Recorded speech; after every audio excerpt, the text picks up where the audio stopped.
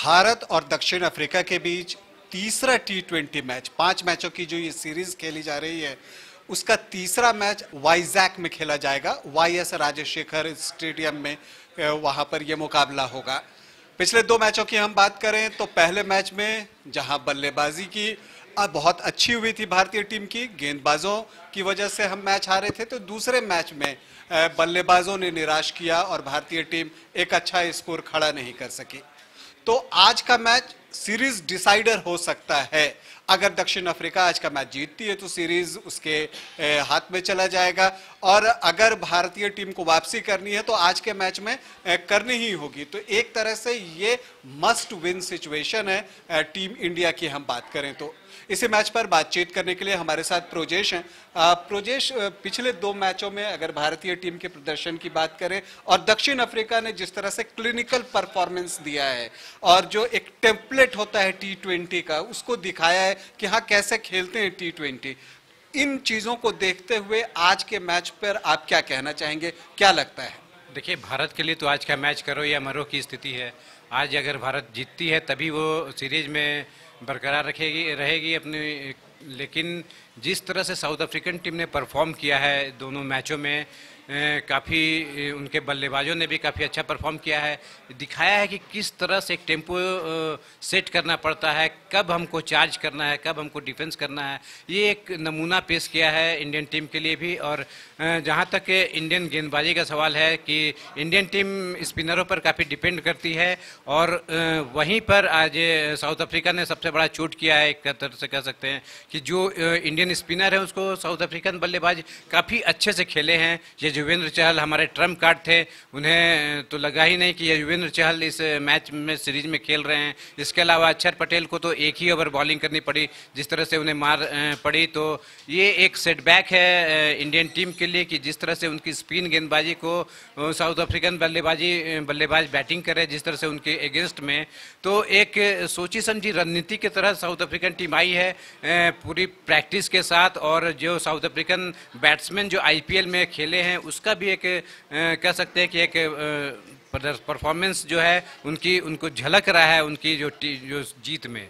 बिल्कुल आपने सही कहा। मिलर जिस तरह से बल्लेबाजी कर रहे हैं खास करके स्पिनर्स के खिलाफ, वो देखते ही बनता है, लगता ही नहीं है कि वो दक्षिण अफ्रीका के बल्लेबाज हैं जो कि पहले कई मौकों पर भारत में दक्षिण अफ्रीकी बल्लेबाजों को, स्पिन गेंदबाजों के खिलाफ हमने संघर्ष करते देखा है। तो आज मौका हो सकता है भारतीय स्पिनर्स के लिए वापसी का। चूंकि अगर हम विशाखापत्तनम की बात करें, वाइजैक की बात करें, तो यहाँ जो 2 टी20 मैच हुए हैं बहुत हाई स्कोरिंग नहीं हुए हैं, लो स्कोरिंग मैच हुए हैं और स्पिनर्स का बोलबाला रहा है। तो आज एक मौका है भारतीय स्पिनर्स के लिए कि वो अपनी काबिलियत का प्रदर्शन करें और दिखाएं कि क्यों उन्हें टॉप कहा जाता है। ये युजवेंद्र चहल से खास करके निराशा हो रही है, उन पर लोगों का बहुत विश्वास रहा है। वो टी20 में भारत के सबसे ज्यादा विकेट लेने वाले गेंदबाज हैं, लेकिन वो लय में नहीं दिख रहे। सवाल यहां तक उठने लगा है कि क्या उन्हें प्लेइंग 11 में होना चाहिए या रवि बिश्नोई को मौका देना चाहिए, अक्षर पटेल खेलेंगे या नहीं खेलेंगे, क्या आवेश खान जो हैं वो अपनी भूमिका का सही ढंग से निर्वहन कर रहे हैं या उनके जगह किसी और गेंदबाज को आजमाया जाए। तो इन परिस्थितियों में अगर हम बॉलिंग डिपार्टमेंट की बात करें प्रोजेश, तो क्या लगता है कि जो आज का मैच होगा, भारत 3 तेज गेंदबाज और 2 स्पिनर जैसे कि जा रहा है वैसे जाना पसंद करेगा, या चूंकि वाइजैक में स्पिनर्स बहुत कामयाब रहे हैं तो ये करके चला जाए कि शायद 3 स्पिनर और 2 तेज गेंदबाज के साथ जाएं और रवि बिश्नोई को टीम में इंक्लूड किया जाए? क्या लगता है आपको? देखिए, जहाँ तक मेरा सवाल है कि मुझे लगता है कि इंडियन टीम 3 फास्ट बॉलर के साथ ही उतरेगी, लेकिन कुछ चेंजेस हो सकते हैं। आवेश खान उतने अच्छे फॉर्म में नहीं, हर्षल पटेल भी काफ़ी अच्छी गेंदबाजी नहीं कर रहे हैं, तो हो सकता है कि नए जो गेंदबाज है अर्शदीप सिंह, उन्होंने आईपीएल में भी काफ़ी अच्छा परफॉर्म किया था, तो अर्शदीप सिंह को मौका मिल सकता है।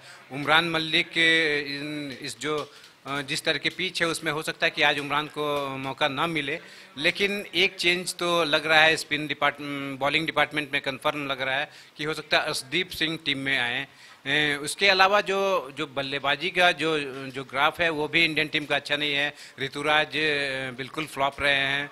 जिस तरह से उनसे आशा थी कि वो स्टार्टिंग दे, एक टेम्पो सेट करे, वो सेट नहीं हो पा रही है। इसके चलते भी इंडियन बैट्समैन को दिक्कत हो रही है। फर्स्ट मैच में तो ऋतुराज ने ठीक ठाक शुरुआत की थी, लेकिन वो जल्दी आउट हो गए थे। भारत प्रोजेक्ट जहां मैच गंवा रही है वो मिडिल ओवर्स है। आप जानते हैं कि T20 जो खेल होता है, अगर उसे हम 3 फेज में बांट दें तो जो पहला पावर प्ले होता है, फिर जो एक आप 7वें ओवर से जो 15वें ओवर का खेल होता है, इसे मिडिल ओवर कह सकते हैं। 15 से 20 स्लॉग ओवर होता है।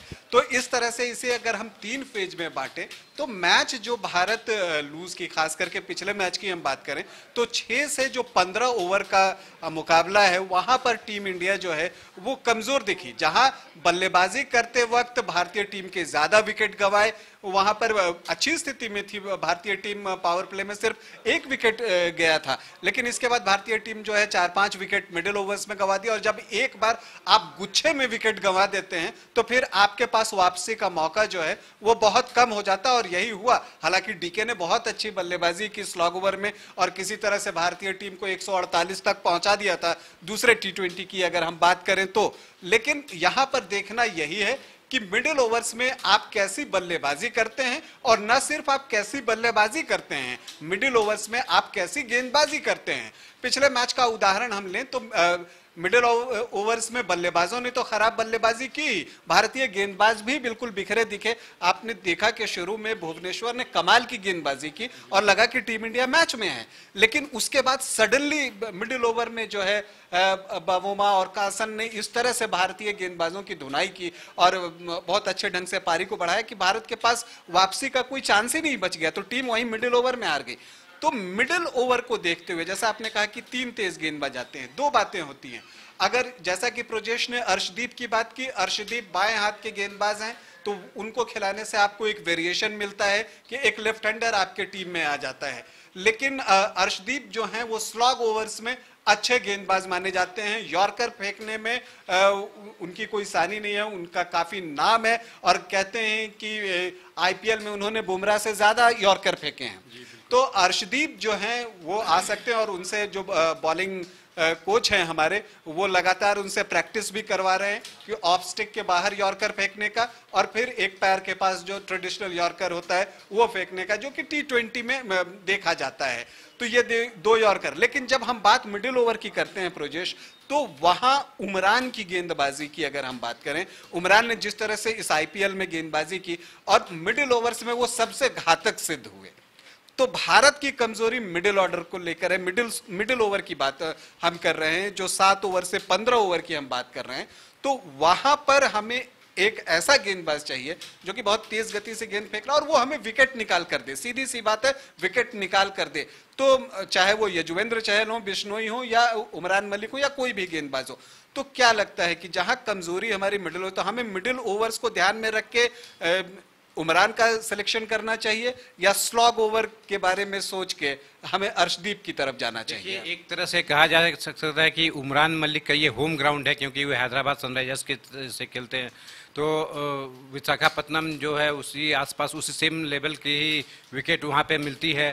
थोड़ा स्लो है, तो वहाँ पर अगर पेस बॉलिंग अटैक अगर देखा जाए तो इमरान इफेक्टिव साबित हो सकते हैं। लेकिन south African batsman fast bowler को काफ़ी अच्छे तरह से खेलते हैं, तो इस लिहाज से भी उमरान थोड़ा सा अनलकी साबित हो सकते हैं कि उन्हें मौका मिले। लेकिन उमरान के लिए उनके कप्तान ने खुद सीरीज शुरू होने से पहले कहा था कि उन्हें कैसे खेलना है, ये उनके लिए एक चुनौती का सवाल है। और होता क्या है कि जब भी कोई भी गेंदबाज, खास करके फास्ट बॉलर, गेंदबाजों के मामले में मैं प्रोजेश कहूंगा, फास्ट बॉलर के बारे में खास करके, जब वो अपने पिक पर होते हैं वही समय होता है उनको प्लेइंग 11 में डाल देने का। बल्लेबाज को आप एक्सपीरियंस दिलाते रह सकते हैं, फास्ट बॉलिंग बहुत सारी चीजें उसमें, तो उसमें फिजिकल फिटनेस एक बहुत बड़ी चीज है। तो अभी उमरान फिट हैं, यंग हैं, एनर्जेटिक हैं, उन्हें प्लेइंग 11 में अगर आप डालते हैं तो वो अपने आप को झोंक सकते हैं। समय के साथ ये चीजें थोड़ी कम होती चली जाती हैं।